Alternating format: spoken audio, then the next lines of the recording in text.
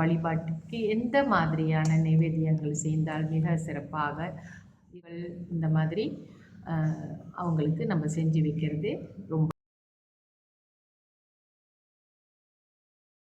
அனைவருக்கும் என் இனிய காலை வணக்கங்கள்.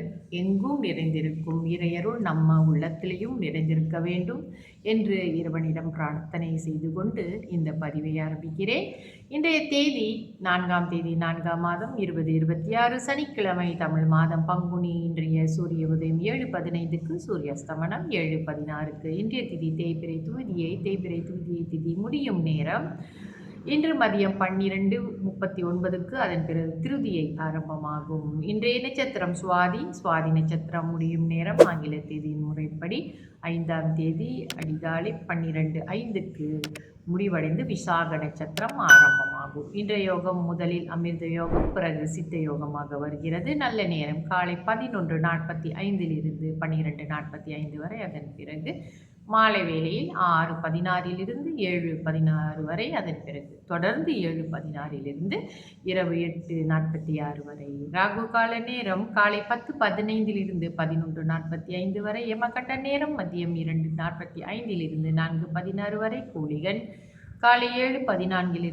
8:44 வரை. சந்திராஸ்தம ராசி இன்று மீன ராசி அன்பர்களுக்கு சந்திராஸ்தமம். இவர்களுக்கு நாளை இரவு 7:58க்கு சந்திராஸ்தமம் முடிவடையும்.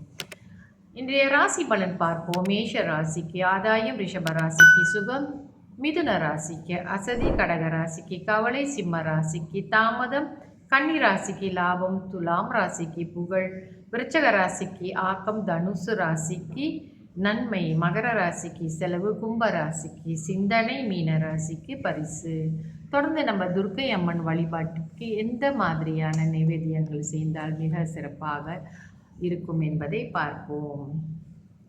செவ்வாய் மற்றும் வெள்ளிக்கிழமைகளே துர்க்கை அம்மனை ராகுகால நேரத்தில் வழிபாடு செய்வது மிகவும் சிறந்த பலன்களை நமக்கு கொடுக்கும். மற்ற ராகுகால நேரங்களிலும் நாம் செய்யலாம். ஆனால் விசேஷமாக செவ்வாய்க்கிழமையும் வெள்ளிக்கிழமையும் செய்யப்படும் ராகுகால பூஜை என்பது மிக சிறப்பானது.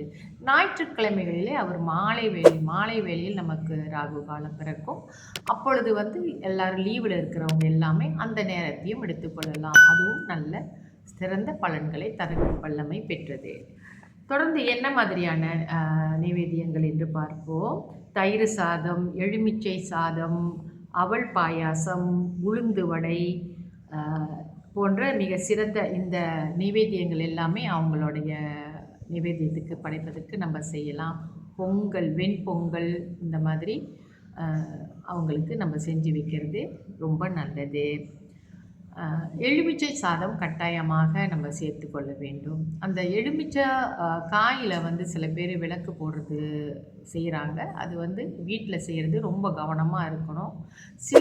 சில பேர் என்ன சொல்கிறாங்கன்னா, எலுமிச்சை பழத்தில் வீட்டில் விளக்கு ஏற்றாதீங்க. ஏன்னா அது நம்மளுடைய ஏதாவது ஒரு விபத்து மாதிரி எதுவும் நடந்துடக்கூடாது என்பதற்காக அதை தவிர்ப்பது நல்லது. ஆலயங்களில் எலுமிச்சங்கனியிலே ராகுகால நேரத்திலே தீபங்கள் ஏற்றுவது பரவலாக செய்து கொண்டு தான் வருகிறார்கள்.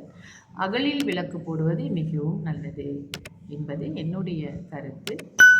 தொடர்ந்து என்னுடைய பதிவுகளை இணைந்திருங்கள். நன்றி, வணக்கம்.